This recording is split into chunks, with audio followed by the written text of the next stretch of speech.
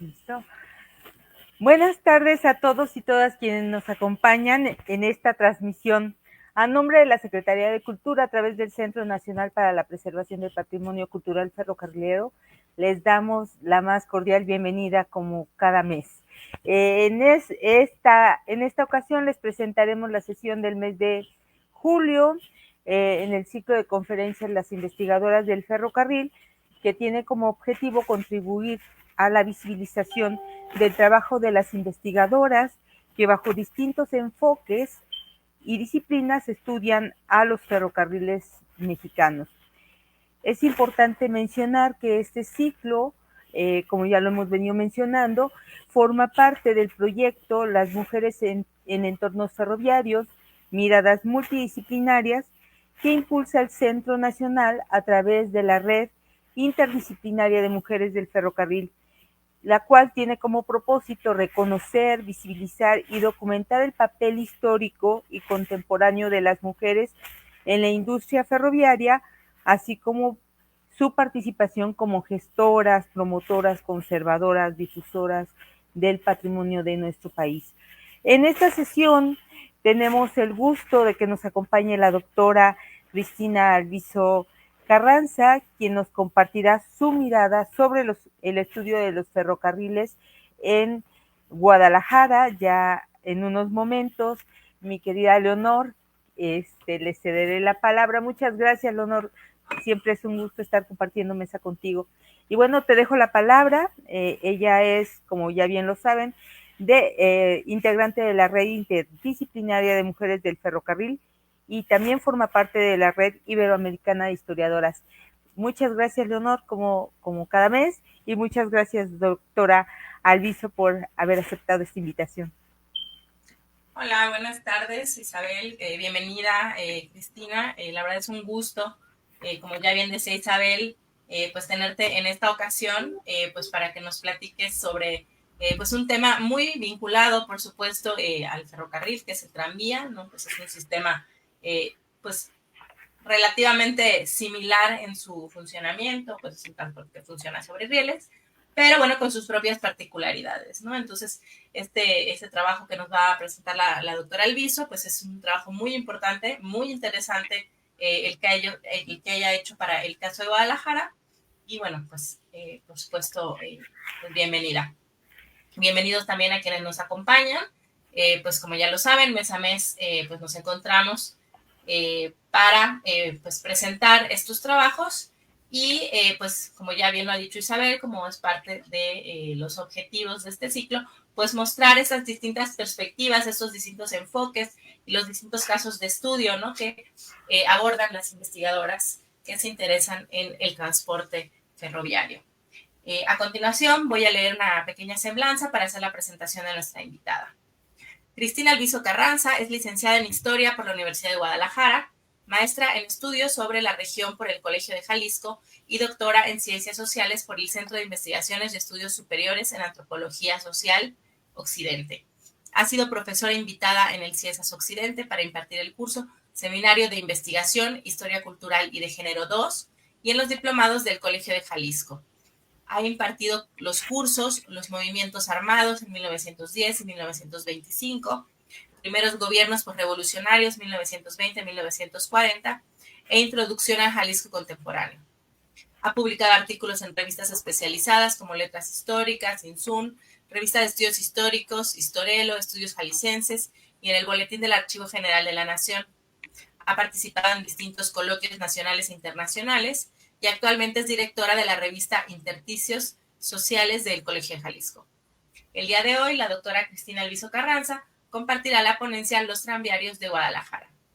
Bienvenida, le recordamos que tiene 40 minutos para la presentación y a quienes nos acompañan que de manera posterior tendremos un espacio para las preguntas y comentarios del público.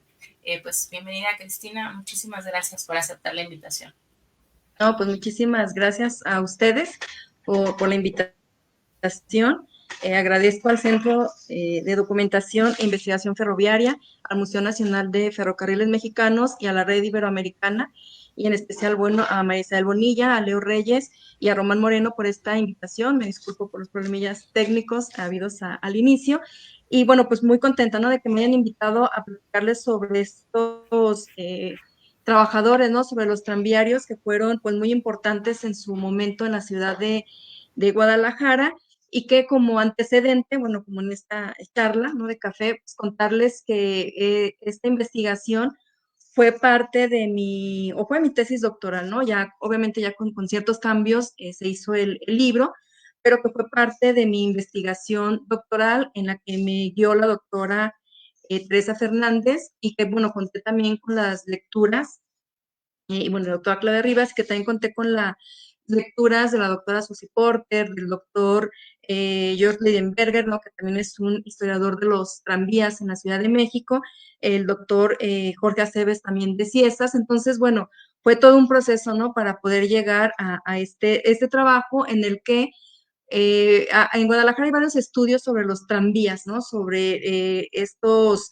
cómo se fueron instalando los tranvías, cuáles eran las empresas que estaban a cargo de los tranvías, pero a mí lo que me llamó la atención y lo que yo quería era encontrar el trabajador, ¿no? O sea, quiénes eran estos trabajadores, qué hacían o cuánto ganaban, ¿no? O sea, cómo fueron configurando también sus identidades laborales. Entonces fue como más que nada lo que a mí me motivó, ¿no? O sea, fueron mis intereses para hacer esta investigación y que obviamente, pues, en un principio yo llegué a pensar que no iba a encontrar, ¿no? Esas miradas de los trabajadores, porque casi todo en los archivos era una mirada muy empresarial, ¿no? Como les decía, algo que ya se ha escrito, ¿no? Esta parte empresarial, pero yo quería ver justamente a esos trabajadores y que obviamente, pues, todo va un poquito de la mano. En este caso, bueno, señalarles que mi estudio, pues, lo alineo, ¿no? A los estudios del trabajo, a la historia laboral, porque a mí lo que me interesó es también ver pues, cómo estos trabajadores fueron constituyendo también como una clase trabajadora, cómo fueron teniendo estas identidades que fueron ellos haciendo.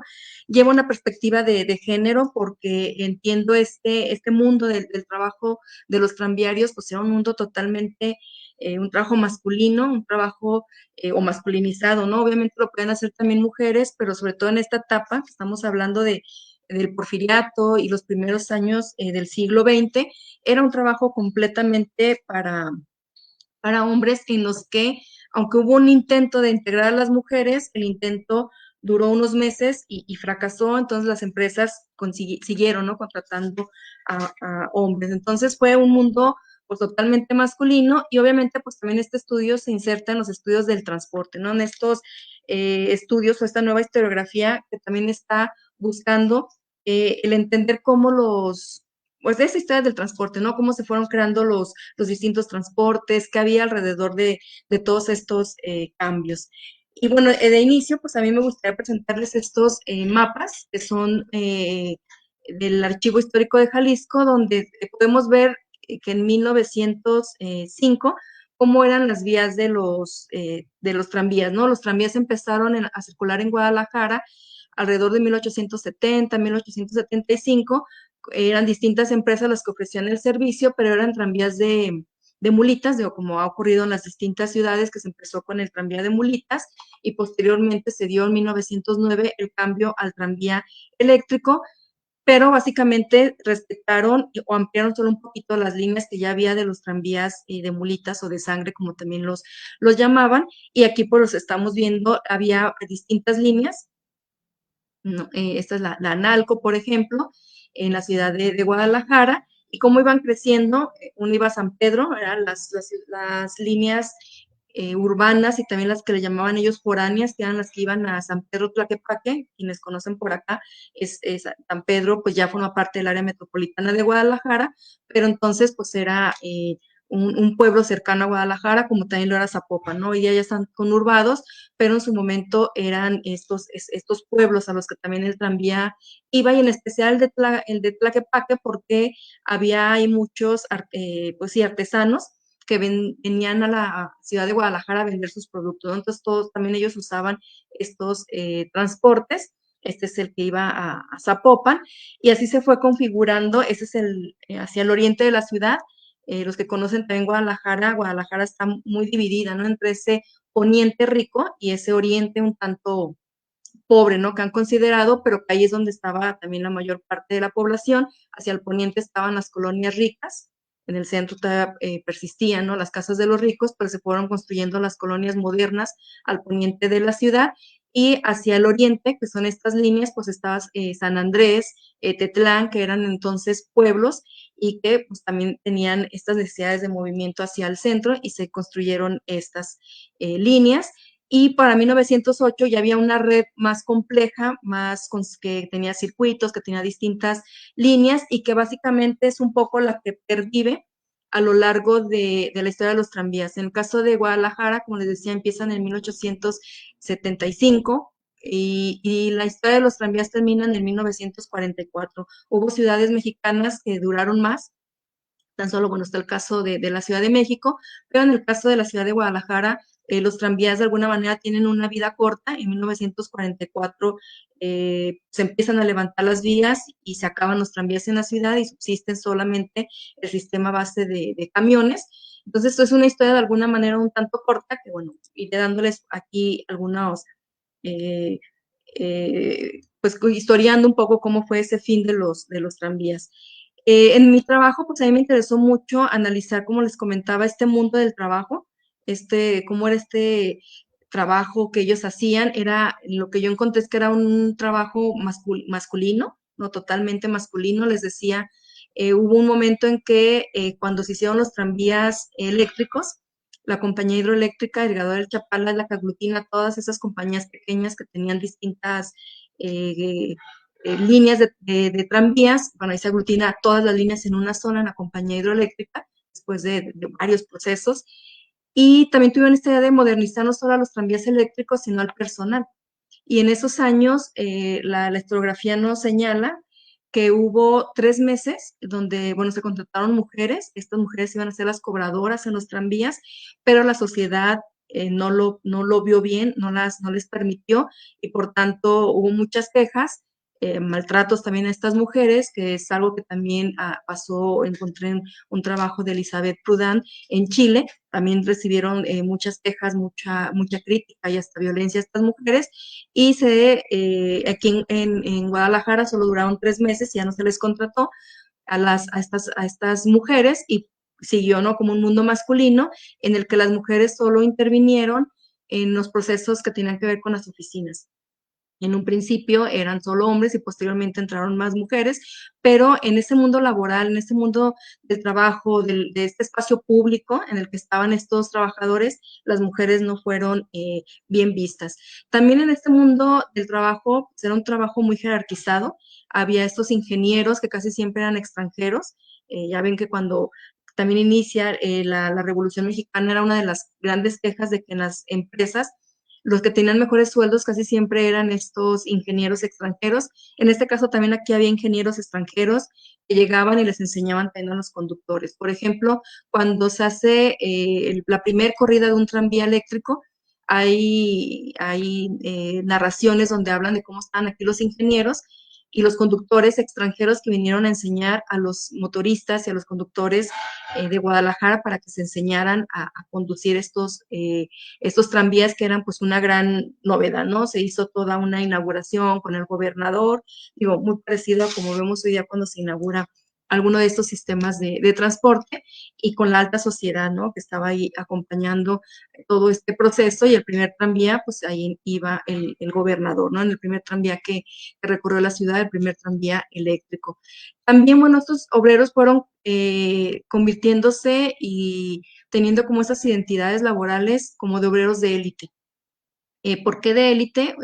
Porque ellos no eran cualquier obrero. Ellos tenían que saber leer, tenían que saber escribir, se les pedían ciertas características que tenían que tener, se les pedían limpieza, se les dotaba también de un uniforme a partir de que entraron los tranvías eléctricos y en este proceso de modernización de la compañía hidroeléctrica. Y aparte ganaban bien, ¿no? Por ejemplo, durante la revolución, que es cuando encuentro los primeros sueldos de los tranvías, de los tranviarios, ellos ganaban alrededor de 3 pesos, cuando un obrero de fábrica ganaba 1 peso, ¿no?, a la semana. Ellos ganaban más.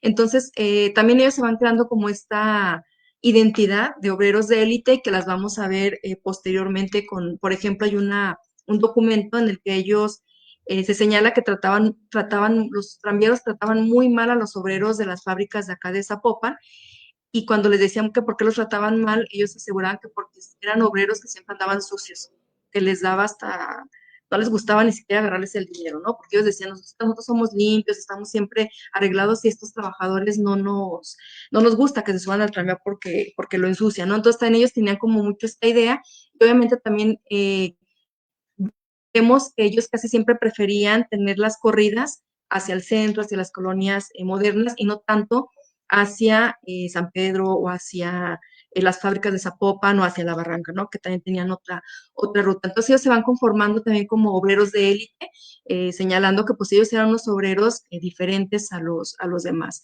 También en este mundo del trabajo, lo que yo fui localizando a lo largo de esta historia, es que ellos, fue un mundo con muchas tensiones y violencias, ¿no? También ellos tenían, por ejemplo, iban armados, podían llevar ya sea cuchillos para su trabajo o incluso pistola porque hubo muchos asaltos a los tranvías, y solían ellos llevar una pistola, ¿no?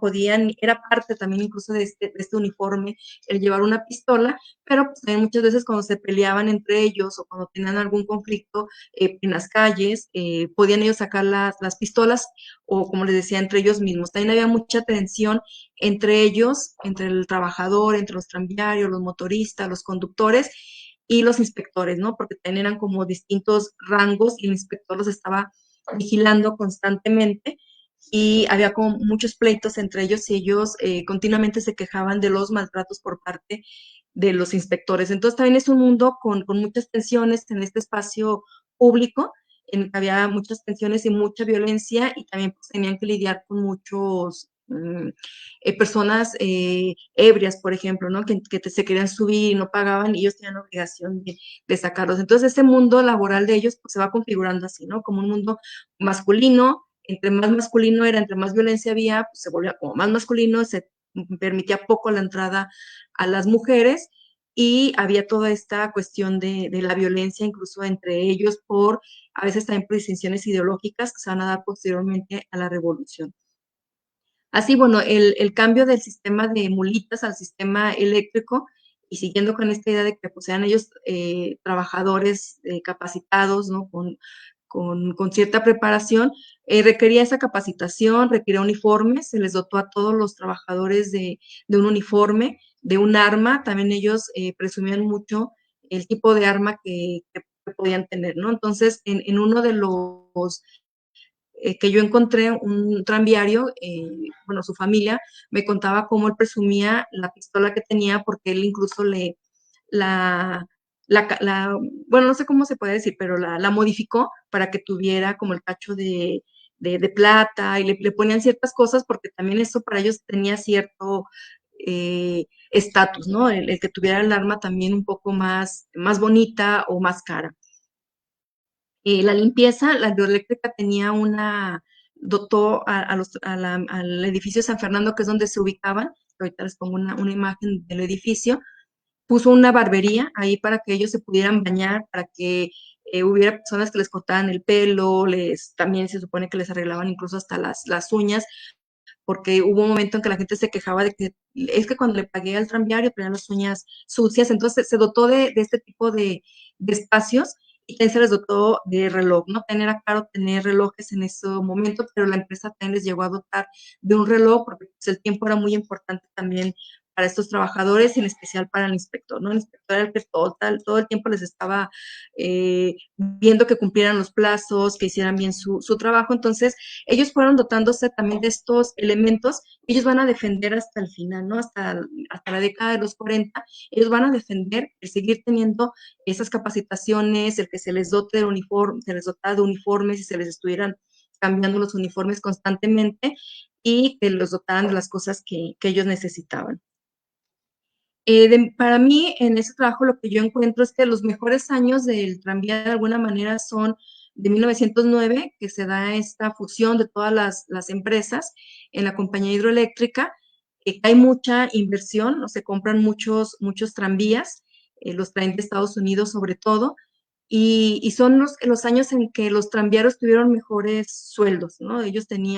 Hubo pocas huelgas, que sí las llegó a haber incluso en el Porfiriato, que siempre se hablan de las posteriores. Hay poca información de las que hubo antes, pero también fueron bastante revoltosos, podríamos decir, los tranviarios, incluso desde el Porfiriato. Entonces ellos gozaban de buenos salarios, ¿no? Desde un principio, y por tanto, bueno, se consideraba una empresa moderna, entonces les dotaba de lo que necesitaban y tenían mejores salarios que cualquier otros trabajadores de la ciudad por su calificación, ¿no? Que era un trabajo calificado. Y esta época, pues, es un poco hasta la década de los 30, empieza a decaer también a partir de la revolución.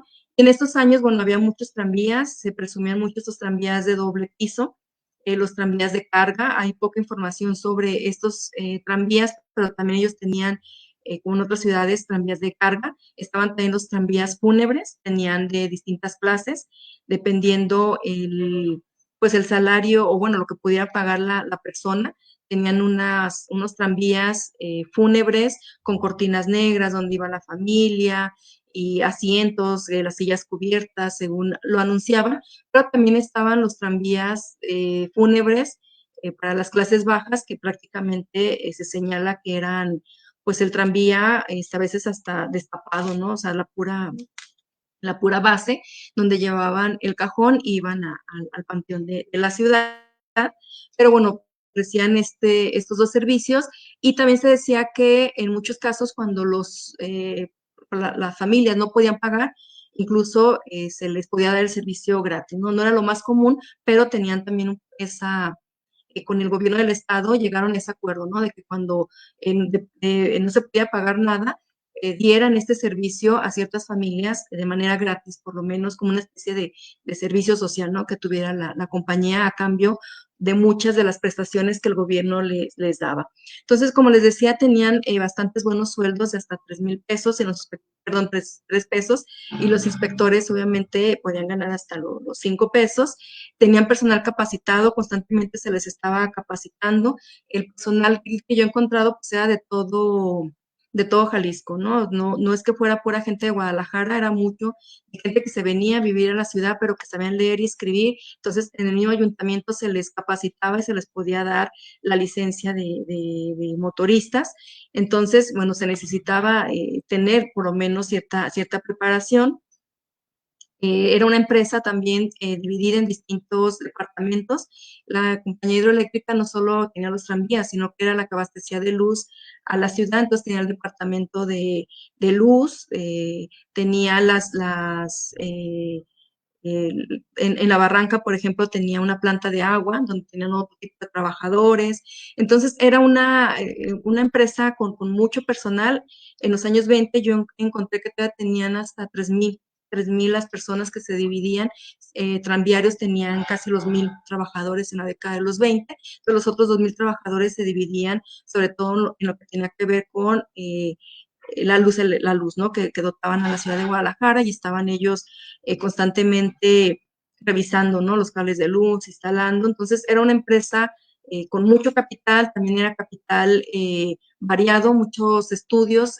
Antes señalaban que solo era capital, tenían dinero del extranjero, y por eso también en la revolución se les ataca como empresas extranjeras. Sin embargo, también había capital de inversionistas mexicanos de la Ciudad de México y de Guadalajara, ¿no? Entonces, no eran empresas 100% extranjeras, aunque sí había ciertos capitales, pero también pues, era una empresa que se consolidó como una empresa moderna, ¿no? En estos años dorados del tranvía y de la cuestión de la industria eléctrica, ¿no? También sobre todo, y tenían estos dos edificios, el edificio de San Fernando, que eran dos, uno donde estaban los tranvías, que tenían los patios, y otro donde estaba, pues, los jefes, ¿no? El gerente y todo su equipo. Entonces, se notaba, pues, había mucha inversión y había dinero en esos años, ¿no?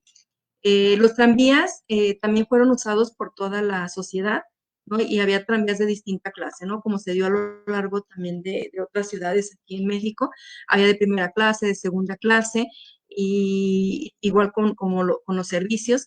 Era un servicio de transporte para hombres y mujeres, no se marcaba una diferencia. ¿Por qué digo esto? Porque cuando empieza a ver los camiones a base de combustión interna o los camioncitos no motorizados, ahí sí se distinguía entre hombres y mujeres, e incluso se decía que no eran espacio los camiones para las mujeres porque eran más pequeños, se apretaban más, pero en este caso, con los tranvías, nadie se escandalizaba, ¿no? De que una mujer usara este transporte porque, pues al contrario, no era, fue el transporte a lo mejor más equitativo, podríamos decir, que hubo en su momento, aunque sí estaba por clases, pero lo usaban toda la sociedad, ¿no? Entonces, ¿cómo sé que lo usaba la sociedad? Bueno, lo usaban los empresarios. Por ejemplo, hay una nota de prensa de un empresario de las fábricas de acá de Zapopan de Atemajac que llevaba pues el salario, la raya de los trabajadores en el tranvía de Guadalajara a Zapopan y lo asaltaron, ¿no? Entonces, por eso les decía, también por eso tenían que llevar estas armas.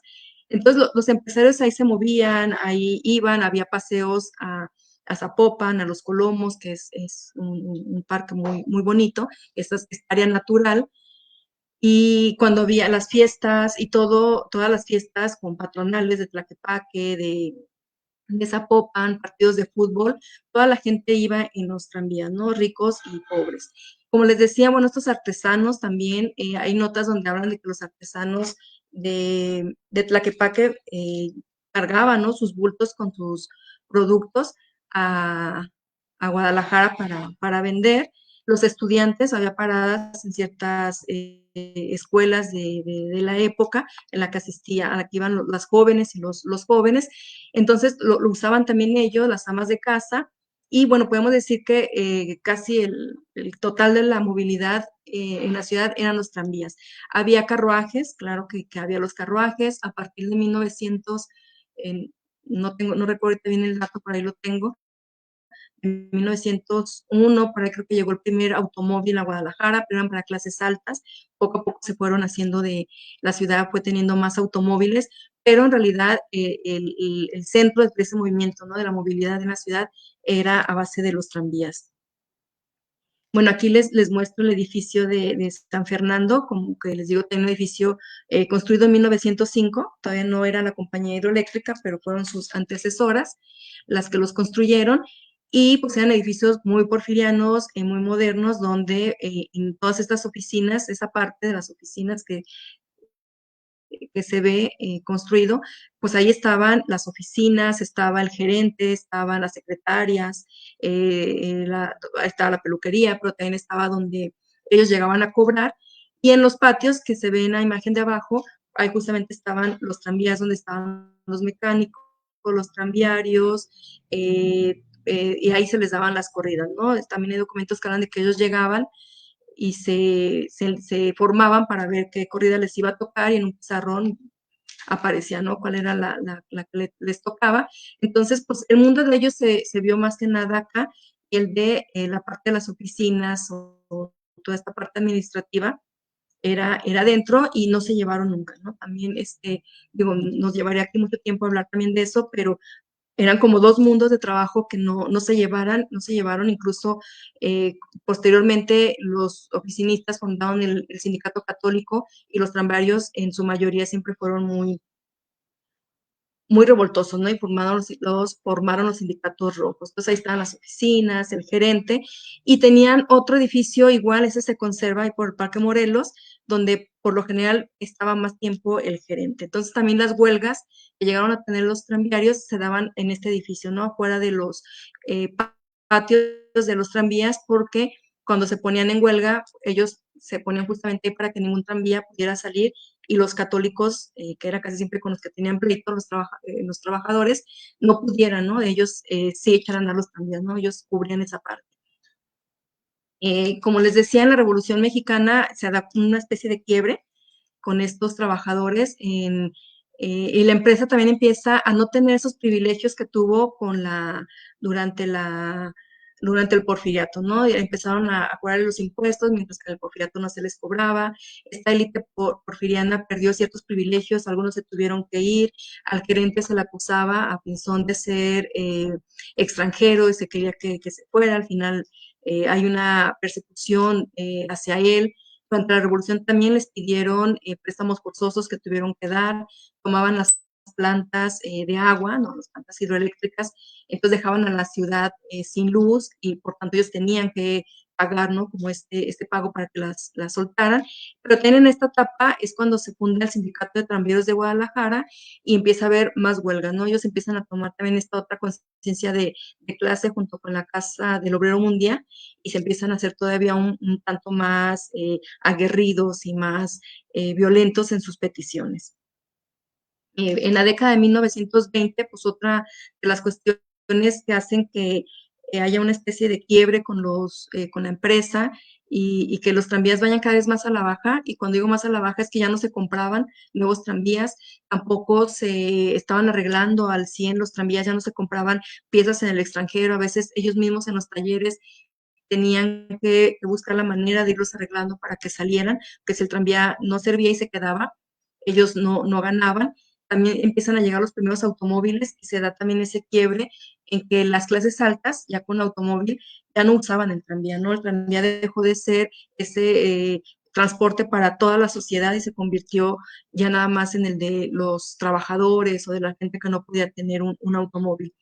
En 1926 también se fundó la primera compañía camionera y empezó a haber mayores tensiones, ¿no? Que se reflejaron negativamente en el servicio, ya había más competencia, ya si no pasaba el tranvía, si los tranvías se iban a huelga, pues la gente tomaba ya el camión, porque los camiones también iniciaron incluso con las mismas rutas que los tranvías, ¿no? Siguieron las mismas rutas, se les daban esos permisos y iban tranvías, camiones a la par, hubo muchos accidentes. Cuando digo, bueno, todas estas tensiones que se reflejaban en la sociedad también fueron los accidentes.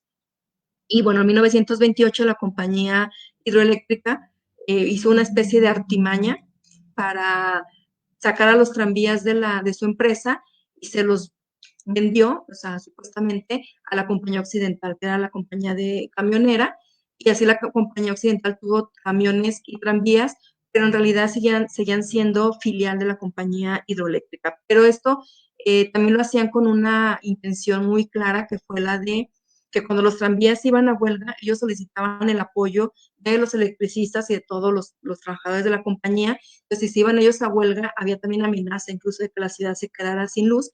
Al separarlos, ya no estaban obligados los del Departamento de Electricidad a apoyarlos. Entonces, también fue algo que sirvió para ir menguando toda esta negociación que podían tener el sindicato tranviero, ¿no? Entonces lo separan, pero ellos siempre alegaron que seguían siendo parte de la compañía y hay documentación que así lo señala, ¿no? Entonces, ya en la década de 1930, fueron muy perseguidos los tranviarios, entonces ellos, al ver que no tenían este apoyo, porque se fue fortaleciendo ese cacicazgo camionero, buscaron el apoyo del Sindicato de Trabajadores Ferrocarrileros, ¿no? Así que por medio de este sindicato, un sindicato pues a nivel nacional, pidieron que mediaran entre la empresa y los trabajadores, porque hubo una gran rachas de despido, ¿no? Despedían de hasta 30 trabajadores, pero bueno, iba con la lógica de que si la compañía occidental estaba metiendo camiones, iban sacando a los tranvías, ¿no? Entonces al final solo quedaron las líneas foráneas. Y mientras iba fortaleciendo mucho el cacicazgo, bueno, de Eliodoro Hernández Loza, los que somos acá de Guadalajara, o bueno, con cierta edad, reconocemos todavía este personaje, igual los jóvenes a lo mejor ya no lo ubican, pero fue también que le empezaron a llamar el pulpo camionero, de que él fue controlando y controlando a los camioneros, y en detrimento de los tranvieros, ¿no? Hernández Loza nunca apoyó a los tranvieros, incluso fue presidente municipal de Guadalajara y también fue presidente de la Junta de Conciliación y Arbitraje, y siempre los tranviarios en sus demandas pues se vieron obstaculizados por este personaje. Además hubo muchas divisiones gremiales, eso también les afectó muchísimo a los trabajadores. Y bueno, aquí yo les pongo recreación, bueno, esta la hice yo con el apoyo de Débora y de Daniel Flores, de un documento del archivo histórico, donde estas eran las líneas de los camiones que empiezan a crecer más, pero que básicamente eran las mismas, ¿no? Que tenían los tranvías, aunque claro, ellos podían crecerlas más. Entonces, bueno, esa fue la competencia que ellos tuvieron. Y bueno, aquí ya en los 30, la compañía occidental se declaró en quiebra, ya no podía pagarles a los trabajadores, ya casi para concluir. Y entonces ellos tuvieron que, bueno, se declara en quiebra, el gobierno asume a la empresa, ¿no? La toma, pero solo por un tiempo, nunca quiso asumirla como una empresa del Estado, porque, bueno, los tranvieros, eso es lo que querían y hubiera sido muy importante para ellos, pero la empresa nunca lo quiso.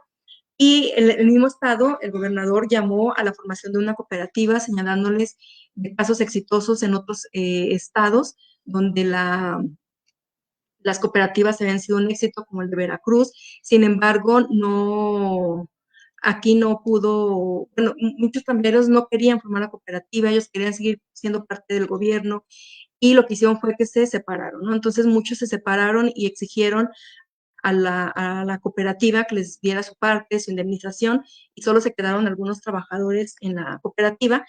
Y en esta cooperativa, bueno, ¿qué les dieron a ellos? Les dieron el edificio de San Fernando, sí se los dieron. Les dieron también unos tranvías desgastados, unas vías también muy descuidadas, y aparte con pocos circuitos. Ya se habían cerrado varios de los circuitos y corridas de los tranviarios.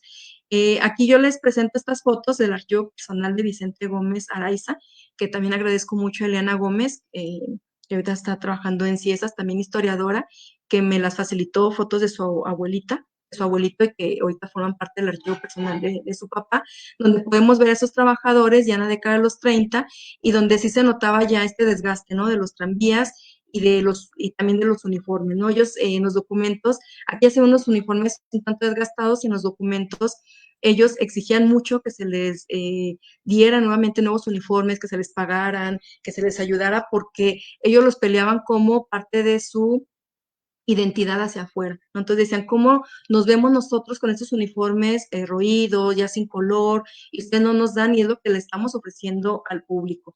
Pero bueno, la empresa ya no quería invertir, posteriormente el Estado, que los tuvo como un año, tampoco quería invertir. Entonces al final les entregaron a los trabajadores, sí, los tranvías, pero ya en una situación un tanto eh, ya decadente, ¿no? Ya no eran los tranvías. Aquí también, bueno, también estas fotos para mí fueron muy importantes del archivo de Vicente Gómez, que les digo era tranviario, luego se hizo camionero, porque aquí yo pude ver estos rostros de los trabajadores. En el archivo casi no hay fotos de ellos, por lo general son solo documentos o algunas fotos de tranvías, pero no de los trabajadores. Y aquí podemos ver, como si vieron en esta y en la anterior fotografía, se ven los que tienen overall, que eran los que estaban arreglando los rieles, los que estaban arreglando todo lo que tenía que ver con las vías. Los conductores son los que andaban casi siempre de saco, corbata. No, se ven estas distinciones en cuanto a los trabajadores, de acuerdo a las actividades que ellos realizaban. Bueno, esta también es ya de las últimas, donde están todos los trabajadores. Ahí se ven algunos niños, me decían que pueden ser los hijos de los trabajadores, igual pueden ser trabajadores, ¿no? Porque también en otros libros he identificado, ¿no? Que hay muchos niños trabajando todavía en la década de los 30 en los tranvías, pero a mí no me ha salido ninguna documentación que hable hasta el momento de estos niños. Sin embargo, muchos de los trabajadores llevaban a sus hijos, y en esta foto, pues todavía se alcanza a ver esta idea del uniforme ya no tan arreglado como yo lo pedía. Bueno, al final, en los 30, en el 38 se funda la cooperativa de tranvías de Guadalajara, queda como gerente Salvador Ramírez, que también es otro caso que no alcanzo a contarles, pero lo asaltan, lo matan, bueno, todo un drama. Que todo eso fue llevando a que las finanzas de los tranvías ya no eran tan buenas, ¿no? Entonces, el gobierno seguía diciendo que esta cooperativa de trabajadores era un ejemplo, ¿no? De hombres trabajadores que estaban sacando adelante una empresa tan importante como la tranviaria, pero al interior de la empresa las finanzas no estaban dando. Muchas de las demandas que tenían los trabajadores desde antes, ¿no? Con la compañía, también pasaron a ser demandas ya ahora de la cooperativa, y la cooperativa no le daba para pagar estas indemnizaciones que debían, para pagar los gastos de los que ya habían fallecido. Entonces había un gran desgaste, pero también al final ellos reconocen que no solo las finanzas ya no eran buenas, que los tranvías no podían ellos arreglarlos como antes, porque ellos hacían, hoy decimos, ¿no? Como arreglos hechizos nada más para que funcionara. Tuvieron que estar pagando la luz, la eléctrica, y tampoco les daba para pagarla. Ellos querían también tener como una especie de subsidio que nunca se les dio. Todos los gastos fueron cada vez más, y aunemos a esto por la competencia de los camiones. Entonces, aunque la presumían como una cooperativa ejemplo, al interior pues estaba desbaratando. Y bueno, al final la cooperativa se acaba, ellos lo que terminan haciendo es que venden todos los tranvías, el tranvía más nuevo que tenían se fue a la Ciudad de México. Ah, hay algunas fotos donde dicen que ese era el tranvía que les mandaron de Guadalajara, lo demás lo vendieron como fierro viejo. Se dice que también ellos todas las vías, como se quedaron sin dinero, fue así como agarren lo que puedan, y levantaron las vías del tranvía como pudieron, o sea, también destruyendo, ¿no? O sea, destruyendo las vías en Guadalajara, las calles, lo vendieron como fierro viejo. Y al final, bueno, el edificio de San Fernando, en 1945, o sea, los tranvías dejan de funcionar en julio del 44, y ese mismo año, a principios del 45, destruyen el edificio de San Fernando y ya está ahí un edificio de un periódico, entonces se me fue el nombre, pero ya no existe ese edificio, solo queda el otro, pero que tenía los patios de los tranvías, ya no existe, y es el fin de los tranvías y de esta cooperativa y de los trabajadores. ¿Qué pasa? Que se funda una organización que se llamaron los extranviarios, ¿no? Ellos se convirtieron en camioneros, les dejaron una ruta que iba de Guadalajara a Zapopan, en esta que les decía que ellos les mostraban mucho desprecio a los trabajadores de las fábricas, y ellos son ahí donde se quedan con pues con esa ruta, y muchos tranviarios no pudieron ya recibir esa indemnización, no pudieron recibir nada de lo que era la empresa, y así es como acaban tanto su historia. Hay demandas posteriores de lo como ellos se llamaron extranviarios, pidiendo, ¿no?, que se les respetara lo que les tocaba del edificio de San Fernando, lo que les tocaba de esta empresa que, les digo, al final quedó hecha añicos y la desbarataron, vendieron incluso también los tranvías en pedazos, ¿no? Así que como fierro viejo. Entonces, este es un tanto como fue el fin de los tranvías en Guadalajara, como esos trabajadores, ¿no?, que pasaron a ser trabajadores de élite, siempre pelearon sus derechos, peleaban tener buenos salarios, pues al final se quedaron sin nada, y varios de ellos nunca quisieron ser camioneros.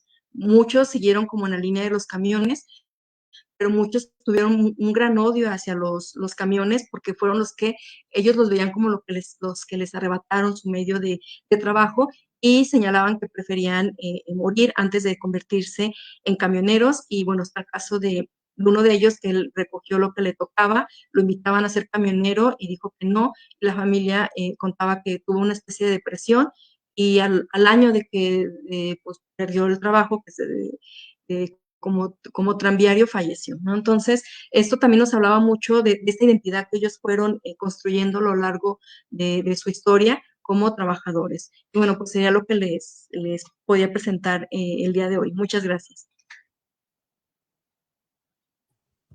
Muchísimas gracias, Cristina, pues por este resumen tan interesante, ¿no?, que nos has hecho pues de tu investigación. Y además es que, como sobre todo esto último que estabas mencionando, como son cosas que se coinciden, ¿no? También, por ejemplo, con el caso de la Ciudad de México, pues que se ve también en la película, ¿no? ¿Cómo se llama la del viaje en tranvía? ¿Cómo se llama? La ilusión viaja. La ilusión viaja en tranvía. La ilusión. Y también, como, o sea, y bueno, hay otras, ¿no?, donde se va viendo como este surgimiento de los camiones, pero me llama la atención, o sea, cómo coincide también con lo que pasa con los ferrocarriles, ¿no? Y también odio al camión ya como, pues, interurbano, digamos, que va a surgir, que va a ir reemplazando también de alguna manera al ferrocarril, y como en las publicaciones como Ferronales, ¿no?, que se conserva ahí en el CEDIF, hay esta publicidad que dicen, o sea, el camión es peligroso y es como de los accidentes, viaja seguro en el ferrocarril, tu medio de transporte de confianza, ¿no? Entonces, como es como muy similar este arraigo, como sentimiento de pertenencia que generan el trabajar en este tipo de transportes, ¿no? O sea, tanto en el ferrocarril como en los tranvías, ¿no? Porque ahí también era, pues una cosa, bueno, hasta el día de hoy, ¿no? Siguen existiendo estos grupos, ¿no?, de jubilados, de exferrocarrileros, exferrocarrileras, ¿no?, que se sienten muy orgullosos de haber pertenecido a estas empresas, ¿no? Entonces, como que al final, por alguna razón, son empresas que aglutinan de una forma muy fuerte este sentimiento de pertenencia. Hay varios comentarios. Te voy a decir los que están y ya si quiere Isabel también comentar alguna cosa. Entonces, bueno, ¿hasta qué año circularon los tranvías? Que no alcanzo a escuchar muy bien. Esta es una felicitación de José Guadalupe Herrera, que muy buena información, gracias por los datos y felicidades. Y tenemos otras que nos mandaron por medio de, de las redes sociales del CEDIF. Bueno, Alejandro Génico Lenoir dice que si pueden mencionar por favor el nombre del doctor que investiga sobre los tranvías en México, que le está investigando sobre el ferrocarril industrial de Puebla y le gustaría contactarse con él.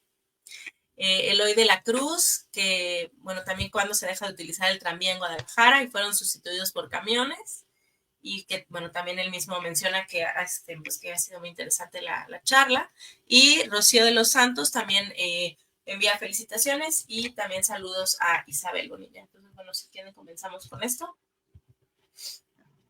Sí, muy bien. Mira, los tranvías en la primera pregunta dejaron de funcionar en Guadalajara en julio de 1944. O sea, ya no fue sostenible la cooperativa y se les da una despedida, ahora sí llena de nostalgia, ¿no? Ahora, ya cuando primero los atacaron mucho y ahora que se iba, ¿no? Que ya era el fin definitivo de los tranvías, se habla de que por fin, bueno, se iba a un sistema que sí era útil, un sistema que sí servía, etcétera, ¿no? Pero en su momento ya no los apoyaron, ya no los veían como algo útil para la ciudad, ¿no? La idea era como los camiones más rápidos, la ciudad estaba creciendo y el tranvía ya no creció, ¿no? Sobre todo, entonces, y el camión podía entrar. Entonces fue en 1944 el investigador que tiene un libro muy bonito de los tranvías en la Ciudad de México, aunque creo que hay más, bueno, es George Leidenberger, ¿no? El que tiene un libro que se llama La ilusión viaja en tranvía. Entonces, él los ha estudiado, también creo que llega hasta la década de los 80 su estudio. Y bueno, sí, los tranvías dejan de funcionar en el 44 y esta sustitución, bueno, que es también lenta, se da por el sistema de camiones, ¿no? Entonces, los camiones son los que empiezan a abarcar la ciudad, van creándose también un cacicazgo acá en Guadalajara de los camioneros, los funda la Alianza de Camioneros. Entonces, los tranvías y menos como cooperativa pudieron hacer frente a esa competencia. Ellos ya no podían ni siquiera comprar más tranvías que eran muy caros, eran más fácil de comprar un camión. Entonces, fue esa la manera en que los fueron a ellos sustituyendo a los tranvías y que se fundan estas organizaciones como la Alianza, donde incluso se les daban ciertos mejores precios para comprar llantas, el combustible y demás, entonces ya no tuvieron esta oportunidad, aunque, como dices, Leonor, a final de cuentas había mucha esta idea, ¿no? Es que el tranvía es seguro, y el camión no, los camiones no tenían como una verdadera organización, la gente se quejaba de que en cualquier calle te podían salir, había muchos choques, de hecho hubo muchos choques entre tranvías y camiones, digo, recordamos el accidente famoso de Frida Kahlo, que fue entre un tranvía y lleva en el camión, estos pululaban en la ciudad, ¿no? En la ciudad de Guadalajara había muchos de estos accidentes porque estos camiones siempre querían ganarle el paso al tranvía, ¿no? Se le adelantaban, pero el tranvía les alcanzaba a pegar y por allá se iba el camión. Pero a pesar de todo eso, fueron aceptados los camiones, ¿no? Porque pasaban más seguido y los tranvías, si no pagaban la luz, hubo una semana que no hubo servicio, por ejemplo. En 1943, casi un año de que desaparecieran, entonces la gente pues ya no eran sostenibles acá en la ciudad y la gente pues ya no los veía como un transporte para llegar a casa o al trabajo, ¿no? Entonces más bien los usaban los fines de semana para ir a San Pedro, para paseo, pero entonces tuvo mucho que ver sí esta sustitución de transportes que se van a seguir dando, ¿no? Como uno va sustituyendo al otro, pero también el tranvía ya no pudo estar a la altura, ya no tuvo esos medios de inversión para poder hacer frente a una competencia tan grande como era la de los camiones, sobre todo en la década de los 30, que se van fundando estas alianzas con un personaje, un líder, que bueno, fue presidente municipal, fue diputado, o sea, tenía muchas formas de ganarse y de arreglarse permiso, ¿no? Entonces ya ahí fue el fin de los tranvías.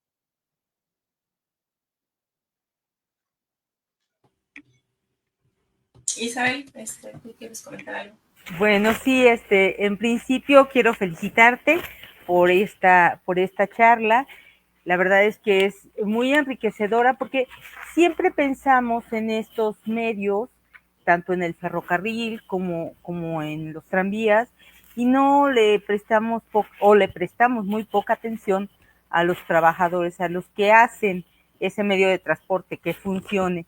Entonces, en ese sentido, pues mira, la verdad es que te felicito, qué bueno que estás revisando archivos. El archivo siempre nos da la posibilidad de encontrar algunos expedientes de personal donde puedes tener registros, incluso para checar todas las categorías que había en estas empresas.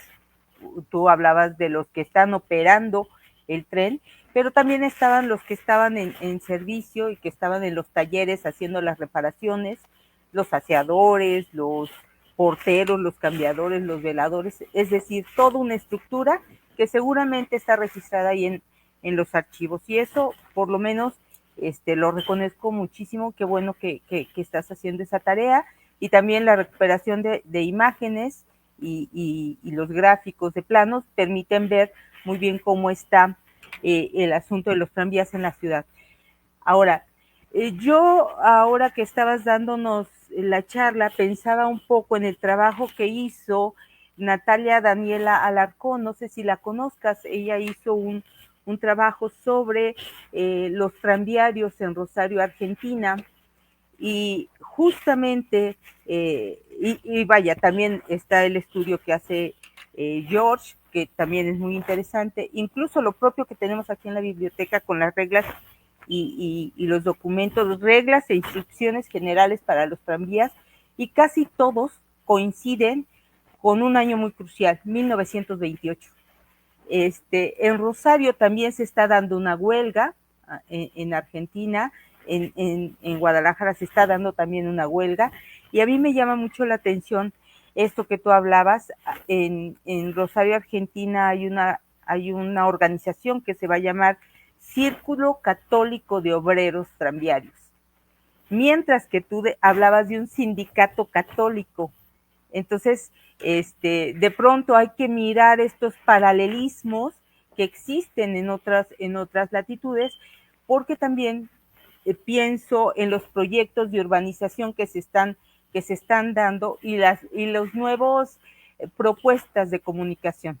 Justamente las huelgas se desatan hacia 1928 y van a estar registradas desde 1928 hasta los 40, que regularmente es cuando empieza a desplazar el autotransporte a estos tranvías, y empiezan los nuevos reacomodos de la ciudad, las nuevas trazas, y entonces hay que sacar las vías de estos espacios.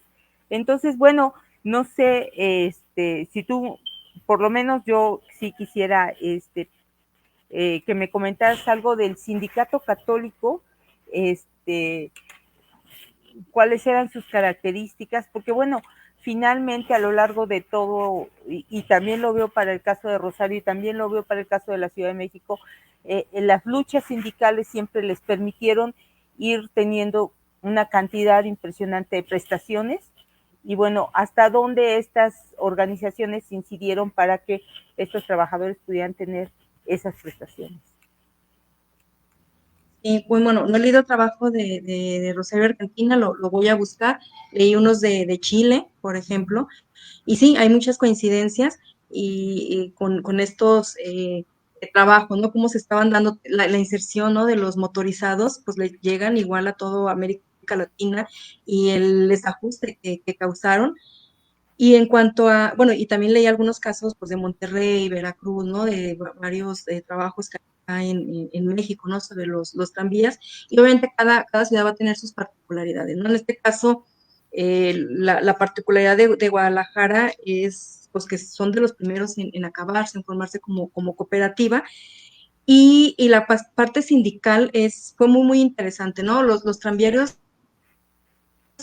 al interior, sobre todo los tranviarios, ellos se dividieron en obreros rojos y blancos, ¿no? Que los blancos eran los católicos y así se identificaban, y tuvieron muchos pleitos entre ellos por estas cuestiones ideológicas. En la década de los 20, cuando llega Guadalupe Zuno y toma el poder como gobernador, apoyó mucho al sindicato rojo, ¿no? Tenían muchas prestaciones, les ayudó a fundar su sindicato. Ahí ellos lograron negociar también por medio de varias huelgas, de tener una especie de prima vacacional, pero también se les daba cada año lo que ahorita podemos decir como utilidades, ¿no? Se creó un fondo en el que la empresa tenía que tener ese fondo y cada año darles a los trabajadores ese dinero como una especie de estímulo, ¿no? Anual, aparte de su sueldo, y ellos lograron también mejores sueldos, que se les hacía también un seguro de vida, está en el reglamento, que si ellos se cortaban una mano, porque bueno, tienes un trabajo donde a veces, como ellos lo decían, se machucaban, perdían una mano, perdían un dedo, podían perder un pie, entonces ellos categorizan cada parte de su cuerpo y firman ese contrato con la empresa, pero luego vienen otros años en que ya el gobernador no era a lo mejor tan rojo como Zuno, y los que tienen mucho poder son el sindicato católico. El sindicato católico no llevaba el nombre, era el sindicato católico de la compañía eléctrica.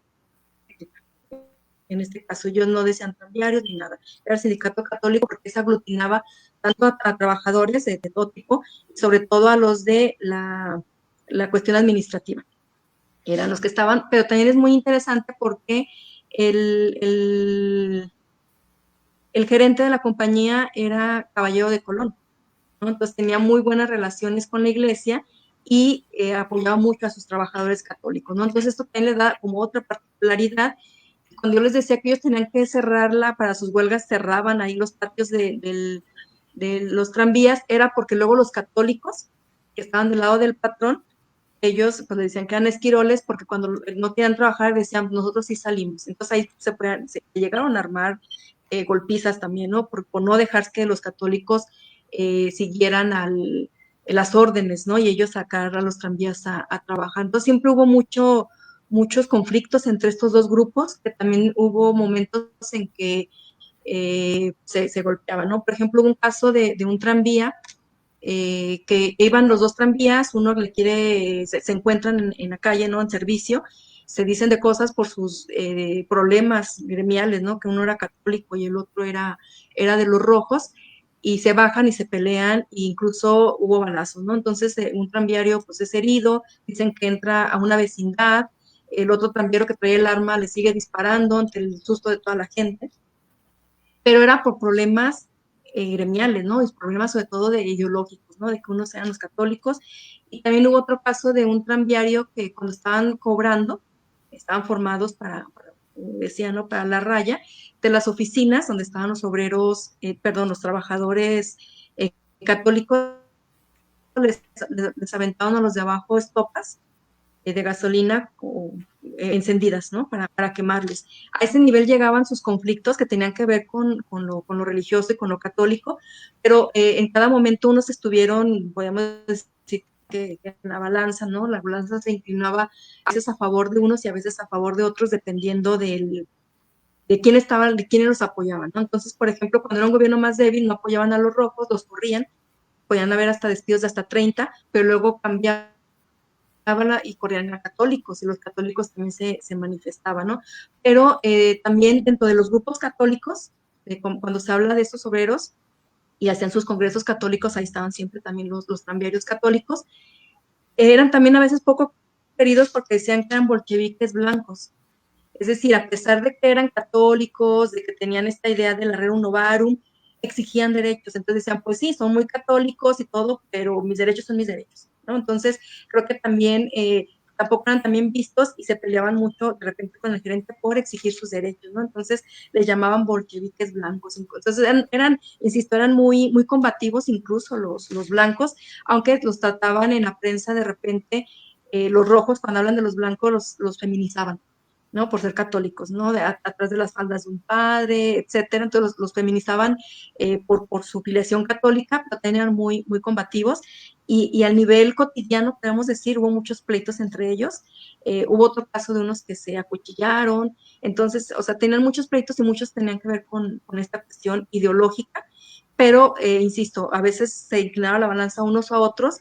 Y, por ejemplo, Zuno corrió a muchos católicos, cuando Zuno toman, también incluso toman la empresa unos meses y pone a su hermano también como gerente de tranvías, corren a muchos católicos, pero luego ellos logran regresar por medio de demandas. Entonces también eso fue mermándoles mucho su trabajo a los trabajadores, ¿no? Porque entre indemnizaciones y todo este tipo de situaciones, las mismas empresas ya no veían viable tener este servicio, ¿no? También les jugó un tanto en contra, pero sí hay muchas diferencias entre ellos como diferencias ideológicas. Y ellos estaban afiliados los católicos al Sindicato de Católicos Nacional, ahorita se me fue el nombre, ¿no? Ese que era muy, muy grande, y la empresa los apoyaba a ellos, pero muchos de estos estaban más que nada en oficinas, lo cual no quiere decir que tranviarios, mecánicos y demás también fueran de filiación católica.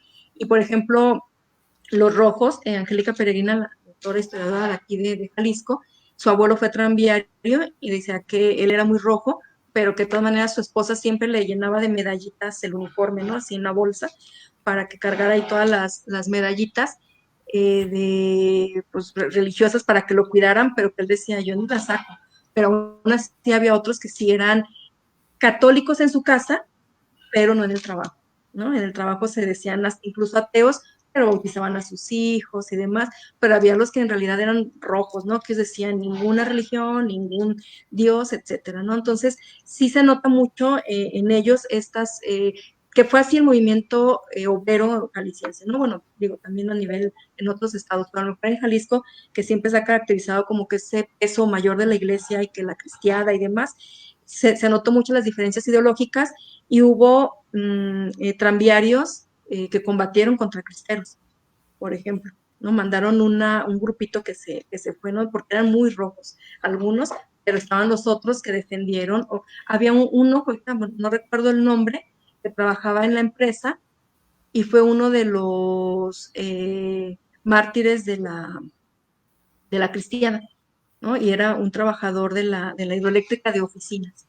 ¿no? Entonces ahí también podemos ver las grandes diferencias que había entre los mismos trabajadores, incluso tranviarios, mecánicos, y formaban, o sea, pertenecían al mismo gremio departamento, pero estaban divididos en dos grupos. No sé si... No, muchísimas gracias, muchísimas gracias. No, y además pienso en esto que decías, bueno, la Ley Federal del Trabajo finalmente se expide por allá de 1930. Entonces, justamente, no solamente es el caso para los tranviarios, sino también para todos los trabajadores, en particular para lo que a nosotros nos corresponde, que son los ferroviarios. Ahí se estipula cuánto le van a dar a un fogonero, por si se les cercenó o a un garrotero porque se les cercenó una pierna, una mano, y aparecen los costos para el pago de cada uno de ellos, ¿no? Entonces creo que también mirar eso es bastante interesante. Te lo agradezco mucho.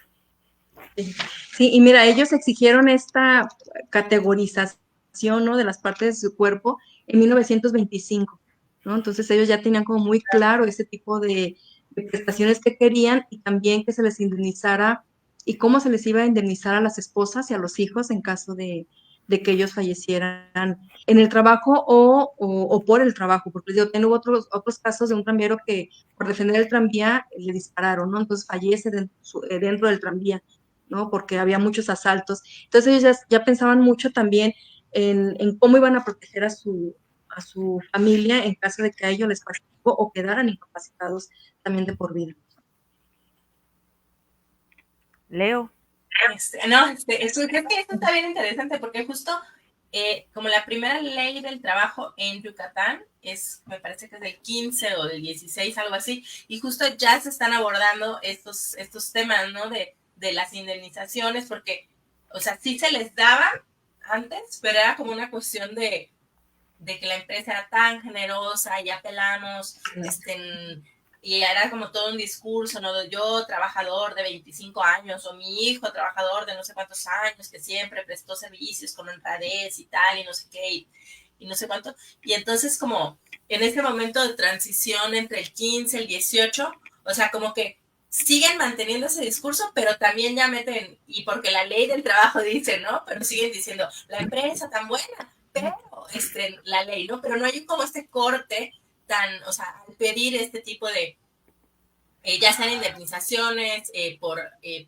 enfermedad, porque también están, justo lo que decías, o sea, un caso más extremo el balazo, pero luego enfermedades también derivadas de trabajar con los químicos, de trabajar pues respirando el humo y todo eso, ¿no? Enfermedades pulmonares que también eran derivadas del trabajo, ¿no? Entonces, como estas dolencias, pues como también ya se iban, pues empezando a ver desde esa época, ¿no? Previa a ya la legislación federal.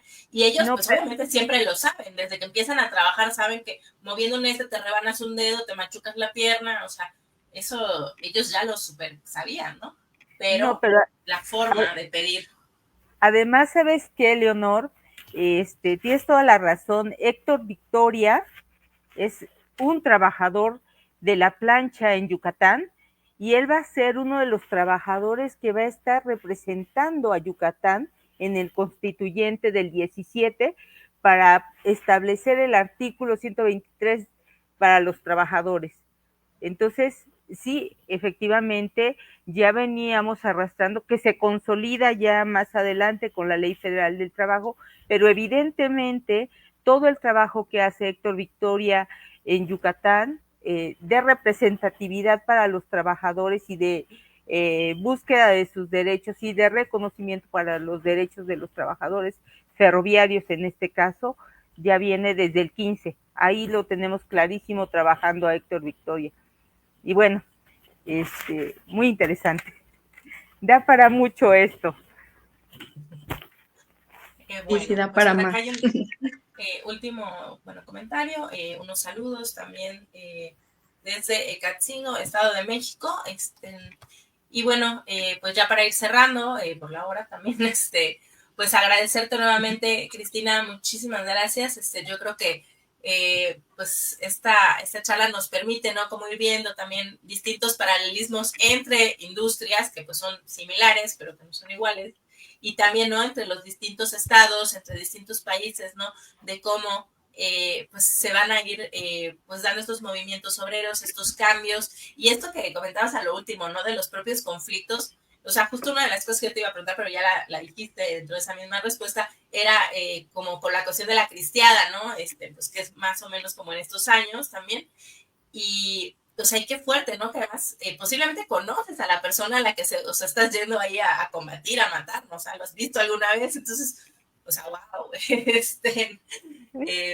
o sea, lo que podría parecer como algo tan unido, que es lo que da la impresión, pues, de estos grupos, pues al final tampoco lo era tanto, ¿no? Y quizás a raíz de ese mismo conflicto que fue, pues, en Jalisco y en esta zona del Bajío, pues muchísimo más intenso, ¿no? Que en otros estados. Entonces, pues creo que sí hay muchísimo, muchísimo, muchísimo como que seguir ahí, escarbando.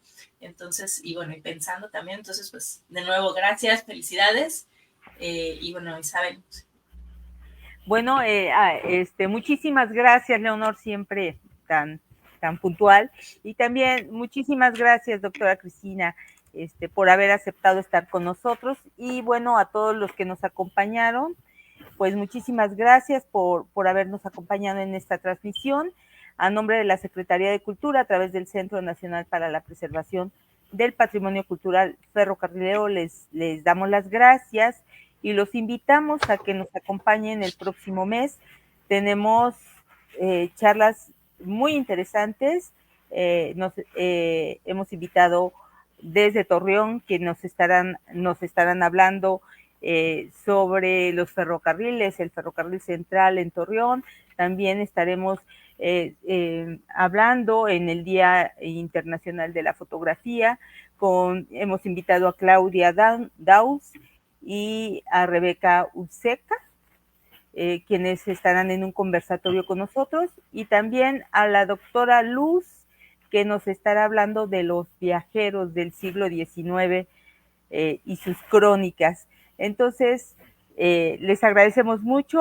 Estamos aquí el próximo mes. Muchísimas gracias y buena tarde para todos.